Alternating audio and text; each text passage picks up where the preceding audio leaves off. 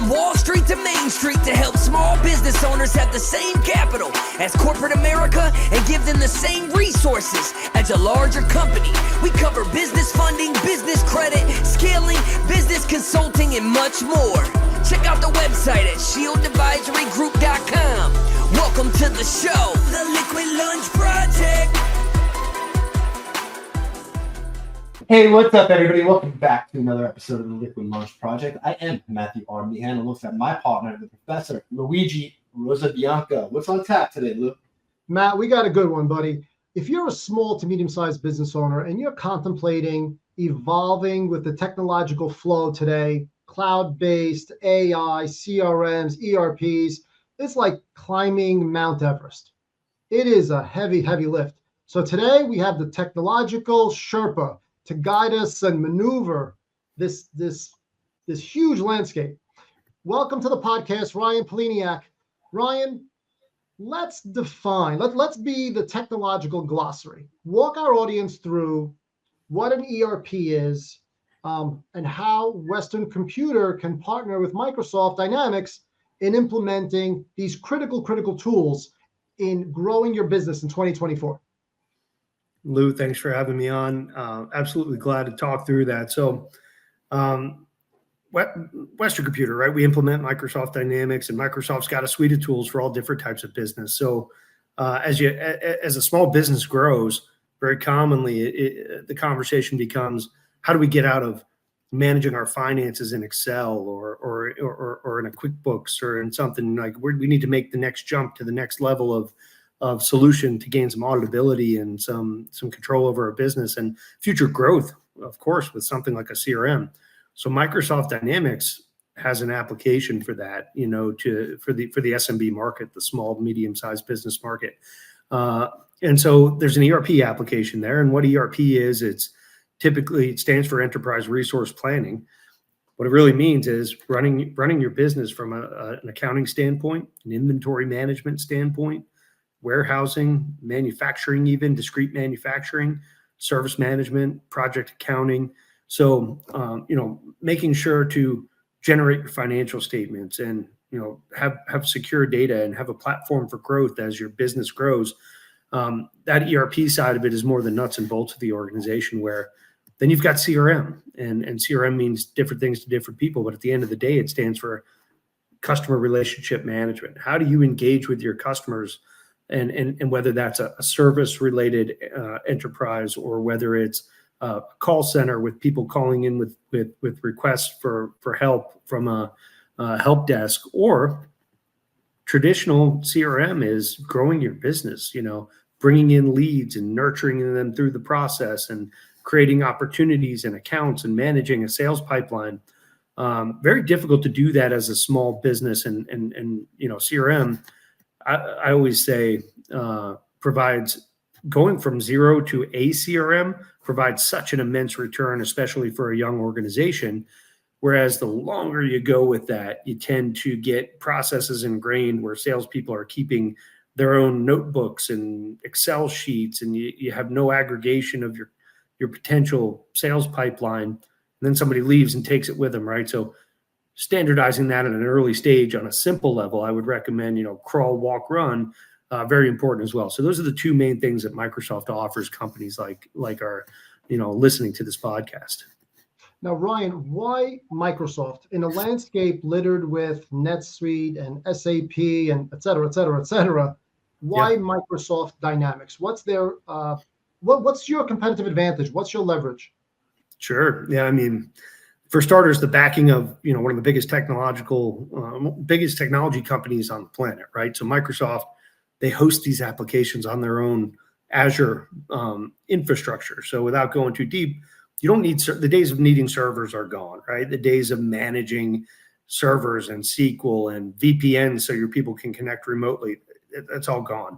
And that's pretty standard across some of the applications you just mentioned. The difference is in Microsoft, they own their own house, so to speak, right? They're hosting their applications in their own back end, and they provide industry-leading cybersecurity, world-class cybersecurity, and protection of data would be the number one thing that I'm thinking about as a business owner who is on an on-premise system, some kind of server that you've got internally, because ransomware is rampant, and we've seen it happen. It's always on-premise systems. So Microsoft's advantage is in being able to secure and offer reliability in terms of uptime.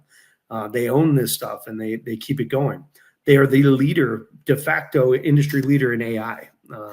Big partner with OpenAI. Microsoft, of course, does a tremendous amount with artificial intelligence, which, we're on the leading edge of that type of thing, right? And Microsoft is developing concrete use cases for how AI is going to help their companies that use this software. And then integration to the tools that everybody uses is very high on the list, right? Most companies that I speak to are using Office, Excel, Teams, Word, SharePoint. All of these tools, Outlook, have native integration to the Dynamics 365 stack of applications.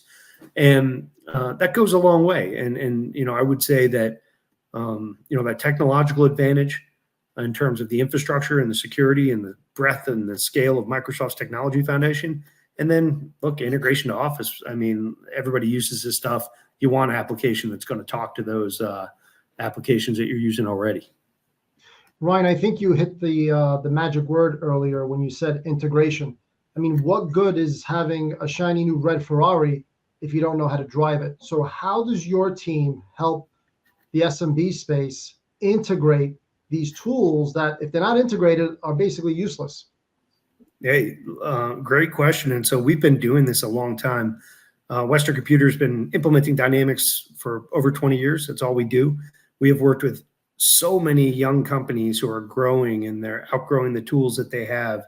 And this could be a big, like you mentioned in the beginning, just trying to wrap your head around what to do. And I love your Sherpa analogy. I've used that myself. You need a guide, right?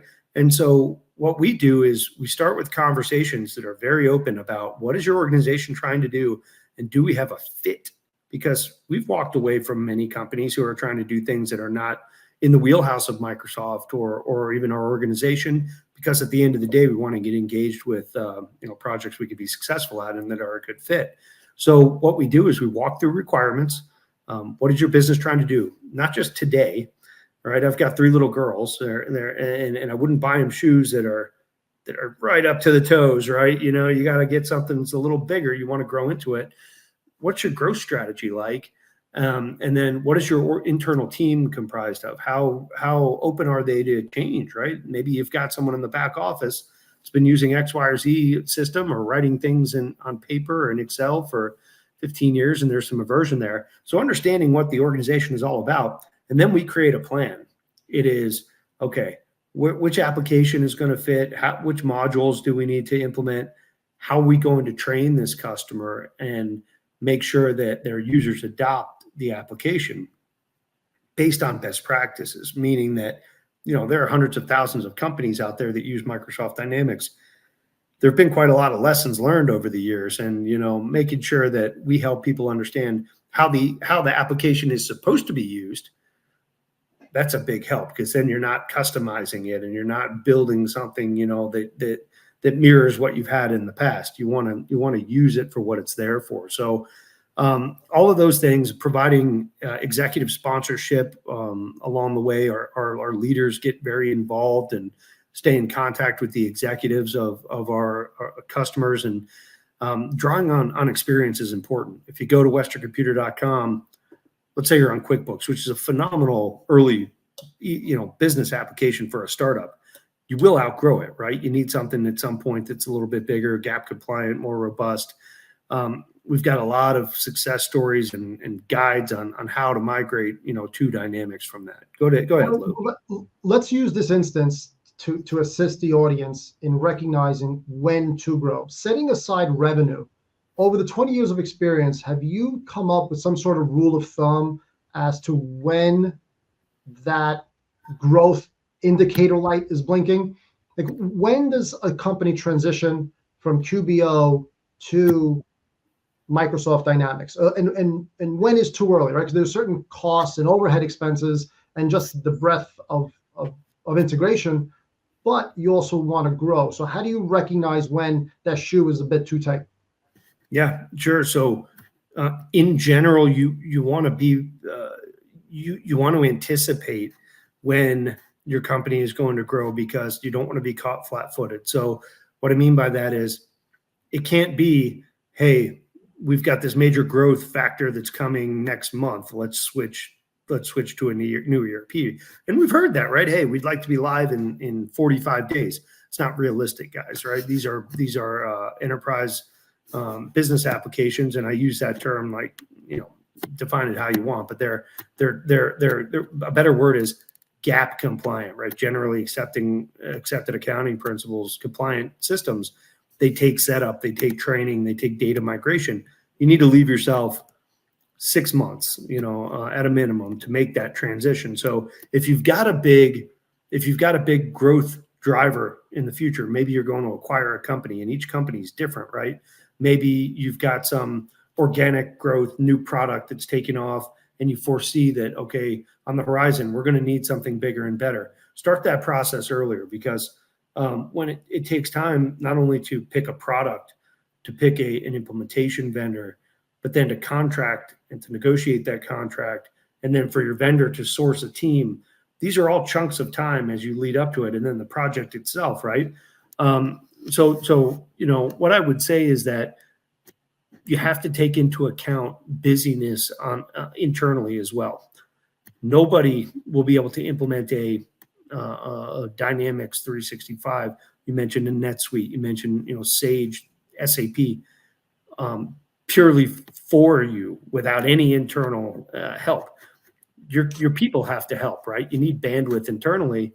So I would say you've got to time it with, in line with when you're going to have some internal bandwidth for your people to support the implementation as well. I don't know if there's a magic bullet in terms of an indicator of, okay, now we're ready to go pull the ERP trigger. Every company's just so different, but I would just caution to leave plenty of time for evaluation and implementation. Probably if you're going to go back all the way to the evaluation stage, probably give yourself a year, 6 months for the project, 6 months for evaluation, and you'll be, better set up for success there. So making a decision to just pick what software platform or ERP to use is a big decision, right? Because I can tell you from us doing it internally, we made the wrong decision multiple times. And it's not 45 days, it's 6 months and more money, and 6 months and more money. And we're going through the whole process again. So how the audience understand what they should be looking for as they make the decision to go with Microsoft Dynamics or SAP or another competitor out there of yours? Yeah, that's an awesome question. And so it does depend on the type of business, because some industries are very industry specific. And so the tendency is to say, okay, pallet manufacturers, for instance, I'm working with one right now, and they have very unique business needs. And so these companies have to decide, okay, do I want a pallet manufacturing software that does every single thing I want it to from a feature standpoint? Or do I want something that is rock solid with a Microsoft foundation, integrates to everything I have, flexible, configurable, and maybe I need to do without a few features or build a few features into it, because it's not meant for the pallet industry, but it is from a foundational level much more solid. So if I'm in a specific industry like that, that's a really good thing that you need to weigh right out of the gate. And I would caution, I think there's a tendency to just look at features typically. And that could be a real pitfall, because maybe Joe's pallet software is managed just by Joe, and he and his cousin are the whole company, right? There's a big business risk to that, because if that company goes away or they decide to do something else, there's not that backing there where it's going to have continuity and a guarantee that it's going to be around. Something like Microsoft Dynamics, if you go implement it, there are hundreds of partners worldwide that will work with you on it. You've got Microsoft developing this thing, right? So that really lowers the risk. If you don't like the partner you're working with, you go find a new one. So I would say that's one pitfall, right? Let's not look at just the features.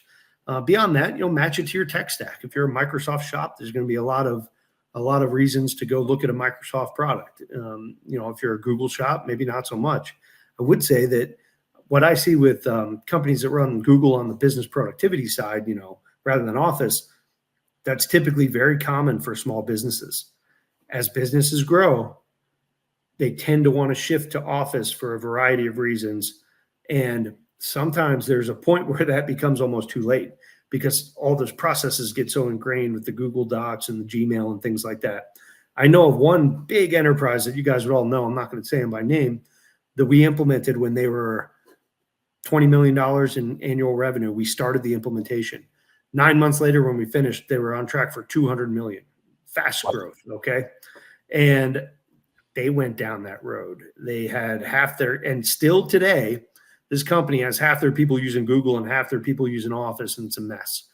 If you're going to look at that transition, do it early because you want to grow up on the business productivity software suite that you're going to use long term. Let's take a step back for a second and just to talk on what you said about features. Mm-hmm. Sometimes I want nothing but what I needed to do. Don't show me all these bells and whistles because you just make my life more complicated, right? Sure. So I think the features are pretty most of the time. They're exciting. They get you to sign on, but like, I'm never going to use this at the end of the day when it really comes down to it, right? But also going back to what you said is, I also believe most businesses start out on Google or something like that because it's just easy to integrate and it's cheap. With that being said, where does the price point start with ERP at Microsoft Dynamics 365? So you're gonna find different answers for this if you ask different people. We are passionate about reality. If you want to do Business Central right, and you're a financial organization, you're going to start at $60,000 or $70,000 for an implementation. Industry benchmarks will tell you that you should spend about 1% of your annual revenue on an ERP deployment. So if you're going to spend $60,000, you can do the math there in terms of what you should be doing. And from a business standpoint, what does that work out to? $6 million a year in annual revenue. That's the financial side of it. Now, there are variables. If you need to go integrate to third-party systems, which is very common these days, companies have built proprietary systems or they have external systems that they want to integrate to, that will increase your budget. That will increase your timeline. If you want to go implement the operational side, like let's manage our inventory and do picks and putaways in the warehouse, or let's manage our manufacturing process, project accounting. Business Central does all of those things, and you start to kind of, each module you need consulting for requirements analysis, solution design, configuration, testing, whatever product you pick. That's probably the most important internal thing that your organization needs to be prepared to do is test and test and test before you go live. Training, go live support, all those things. So as you add on inventory and manufacturing, Business Central can continue to increase in an implementation cost. But bottom line, in terms of saying, hey, if I even want to think about doing this for my financials, GL, AP, AR, be ready to spend $60,000 or $70,000 to do it, right? Because there will be people out there that'll tell you less, and then you get into the project, and to use a euphemism, like once you're pregnant, you're having the baby.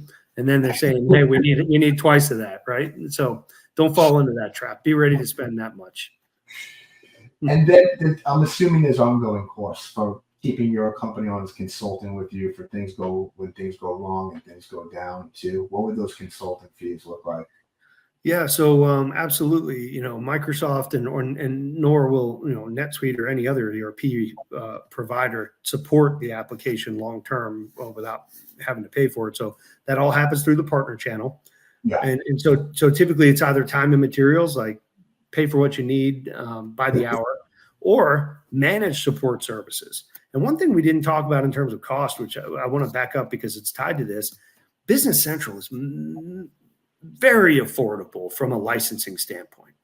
And so you take that 60 or 70 grand I mentioned, typically we see organizations capitalize that expense over 3, 5, 7, 10 years.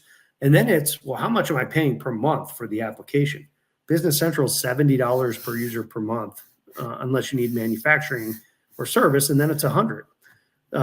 That's really cheap, guys. I mean, you have 10 users, you're all in $700 a month, hosted, secured. That includes upgrades. That includes everything that you need. So we have a managed services offering, managed support services. After the project, you pay half of your monthly license cost. So in that scenario, $350 a month, which is an hour and a half of consulting with standard market rates. And you get unlimited tech support. You get upgrade management. You get feature advisory on all the things that Microsoft pours into the application. So there is a cost. And we at Western Computer developed that managed support services offering because we had customers asking for it. We don't want this variability, right? Tell me how much it's going to cost to support this per month. Let me plan on it, and then it's no problem. And given the low license cost and ongoing, subscription cost of Business Central, that managed support services offering has really taken off, and it's made for happy customers more than anything. So we spoke about CRMs, we spoke about ERPs, and these have been around for a while now, but they're just starting to get shaken up, and it's changing with AI. Microsoft has a very good relationship with OpenAI, right? Mm-hmm. So what do you see on the forefront for Microsoft Dynamics 365 with either OpenAI or some agents that Microsoft developed? And how could that be used for the small business owner? Yeah, man. Awesome question. So there's so much out there on what Microsoft is doing across all of their applications with AI.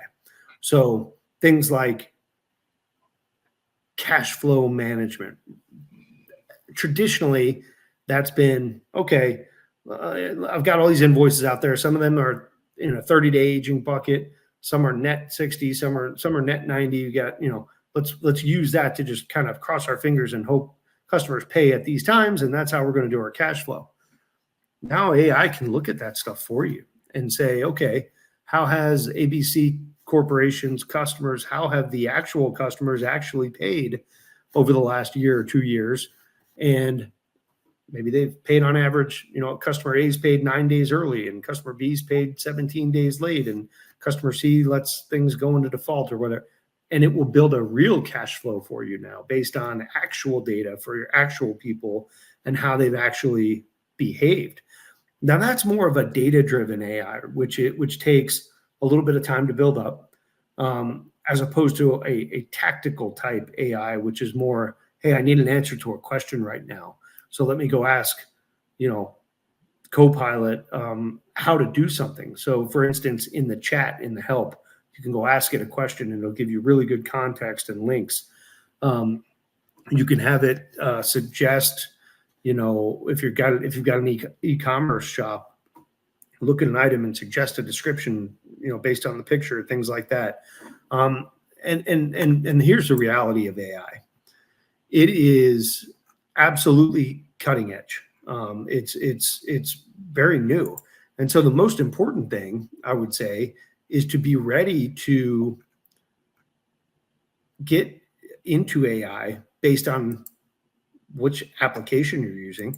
So, you're not going to be able to really take advantage of AI if you've got an old application, if you've got something sitting on a server, on your back end. This is not going to be somewhere where you can take advantage of the modern tools. Nobody fully understands what's coming out with AI yet. Microsoft is doing a great job of preparing customers to be ready for AI, no question about that.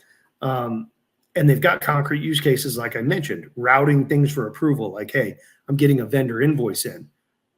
Whereas now I've got somebody in my AP department typing it into the system and then attaching it to an email and sending it to someone for approval. AI in Business Central, in other Dynamics applications, can take that in, route it intelligently, and actually fill out your payable transaction for you based on the data on the document, and then send it to the appropriate people for approval. So those are just a few high-level examples of the things that it can do. My main recommendation would be, nobody knows where AI is going in a year, 2 years, 3 years. That goes back to, Joe's Palette software, and that doesn't really exist. I'm making that name up. And does he have an AI vision, right? Or do you need to tie yourself to a program that's got a much more robust technological foundation, so that you're ready to take advantage of all the great things that are coming down the track. So that stuff is emerging. It's in use now. Some of this, if you want to look at Microsoft's Copilot program, Copilot for Business Central, Copilot for Power BI, Copilot for Dynamics 365 Sales, which is the CRM application. There's a ton of concrete use cases there now, but you're also setting yourself up for the future to take advantage of all the great things that are going to be done. Go ahead, Lou. Ryan, I'd love to take this opportunity to ask you a question about Microsoft itself. As a partner with them for 20 years, you probably have some really interesting insights. What is it about that company's resiliency that makes them such a force even 30, 40 years after their start? I mean, Lord knows they've called the priest to give last rites to this company a couple of times. And by the time the priest shows up, someone at Microsoft is doing wheelies with the wheelchair. I mean, what is it about this company that makes them, I don't even think resiliency is the right word. They evolve. Like, they're a different company today than they were years ago. I mean, you're right. Share, what can we take away from Microsoft as small business owners? Yeah. And I've seen one of those, last rites being read in my tenure here, as some of those old Microsoft Dynamics applications had really beyond aged themselves out. Let's be honest, NetSuite was born in the cloud and was trouncing Microsoft Dynamics for a period of time when it first came out. Salesforce was the same way. These applications gobbled up a ton of market share. So I think the change came at the top. When Satya Nadella took over as CEO of Microsoft, he immediately said, guys, we've got to modernize. We've got to take advantage of all of these market advantages we have, the things that I mentioned. We own our own infrastructure. We own our own Office 365 stack. He totally revolutionized what we were doing with Dynamics and put focus on it in terms of a future growth for Microsoft. They're all in on it, right? They are going gangbusters on R&D for Business Central, for Dynamics 365 sales, customer engagement, the CRM side, and for finance and supply chain management, the enterprise application that they have. And that was driven from the top. And I think it comes down to, flexibility based on their market advantages, leadership from the top, and then, a world-class partner channel that can't be touched. There are so many independent companies that you can work with out there that can drive success. And I think it's wise for Microsoft to kind of stay out of it, whereas some of the other providers become intimately involved. And what ends up happening sometimes, just transparently, is some of these other providers, they're very interested in selling the license, which I totally understand. Microsoft is too. But Microsoft's not the one running the sales cycle in our case. And they rely on their partners to be very open and transparent and consultative during the sales process, where I've seen other companies be very high pressure, buy the license, sign a long-term contract. Okay, great. Now I'll link you up with a partner who's actually going to make it happen. Whether or not reality has been transferred and expectations have been properly set is, a mixed bag sometimes. So I think the partner channel is a huge part of Microsoft's flexibility and success as well. So how did a nice guy from Georgia end up in the Microsoft Dynamics space? Well, I went to the University of Georgia and worked for ADP out of college, worked for their little known ERP division that was spun off many, many, many years ago. And wait, ADP had an ERP division? They did. Yeah, absolutely. Very specific industry targeted towards car dealerships. So not the Toyota or the Honda corporate, but car dealership rooftops to run service and sales and finance.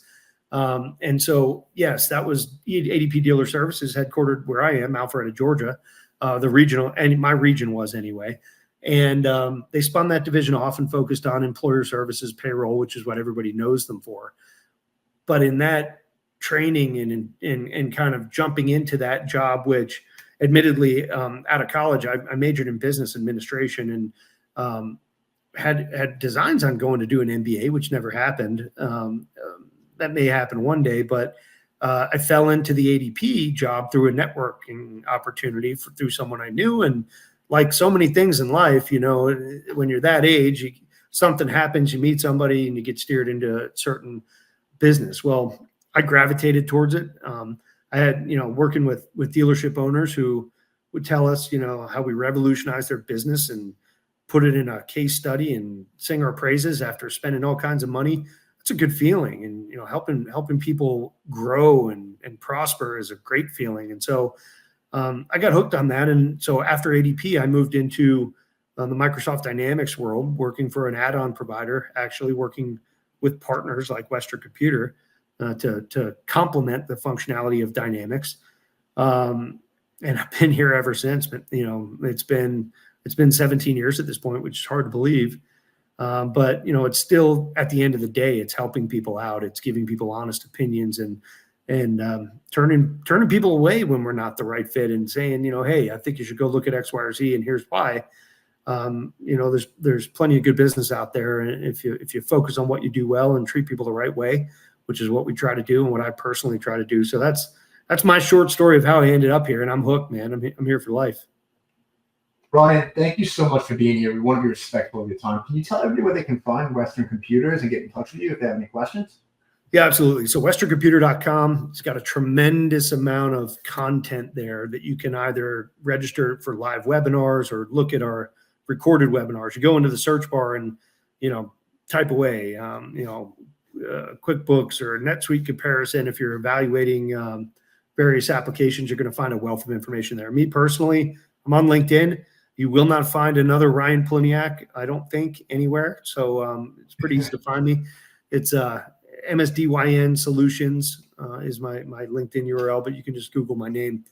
More than happy to have a conversation, guys. I love what I do, and I love talking to people and kind of boiling down what the options are. So if anybody wants to reach out on LinkedIn, feel free to do that, and I'm glad to have a conversation with you. Or look, you go through our website, you fill out the contact us form. We have an amazing team full of great people who are all-stars in this business, and one way or another will get you taken care of. Ryan, thank you so much for being here. I have one question before I let you run. Okay. Apple or Android? Oh, Android for me. And I kind of fell into that one too, right? We kind of use Google and Gmail and YouTube and all that stuff. So look, I don't want to sign up for another Apple ID or whatever it is and have everything synced up. Google's already got all my stuff, so I'll just leave it there. Yeah, sometimes it's just ease of use, and I think that's why Microsoft Dynamics could be a great system for everybody, because especially the fact that most people's data that I know, especially small businesses, it's very fragmented. If they can centralize that data where AI is going, it'll help you move forward. Ryan, thank you so much. That's a wrap of the Liquid Launch Project. Thanks for having me. All right. Thank you for listening to the show. And make sure you subscribe, leave a review, and share it with a friend. We'll see you on the next episode of the Liquid Launch Project.